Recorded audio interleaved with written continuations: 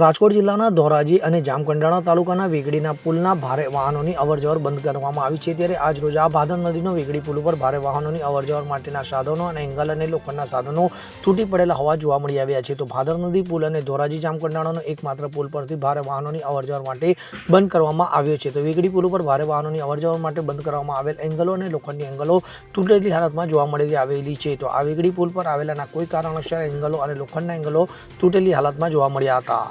અલ્પેશ ત્રિવેદી સાથે CN24 news Dhoraji. હવે જુઓ દેશ દુનિયાની તમામ ખબરો તમારી આંગળીના ટેરવે.